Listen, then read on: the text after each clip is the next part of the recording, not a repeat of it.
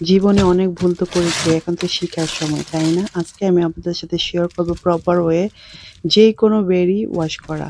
আজকে আমি নিয়ে নিয়েছি স্ট্রবেরি, ব্লুবেরি, ব্ল্যাকবেরি যেকোনো বেরি, গ্রেপস সবকিছু আমরা এভাবে খেয়ে ফেলবো না। আমরা এটাকে প্রপারভাবে ওয়াশ করব তারপরে খাবো। স্পেশালি যদি বাসায় কোনো ছোট বাচ্চারা থাকে তাদের জন্য তো অবশ্যই এটা খুবই ভালো। এখানে আমি বেকিং সোডা নিয়ে নিয়েছি আর এখানে আছে হোয়াইট ভিনিগার। যেকোনো ২ টা থেকে ১ টা নিতে পারেন। বাসায় সবসময় যেটা আপনার হাতের কাছে থাকে। আমি এখানে পরিমাণ মতো পানি নিয়ে নিচ্ছি সিঙ্কে। তারপর আমি দিয়ে দিব বেকিং সোডা 1 টিস্পুন। পানির সাথে ভালো করে মিক্স করে নিব। এখন দিয়ে দিব আমি স্ট্রবেরি। আপনারা যেকোনো বেরি, গ্রেপস সবকিছুই সেম ভাবে আপনারা প্রসেসিং ভাবে ওয়াশ করতে পারেন।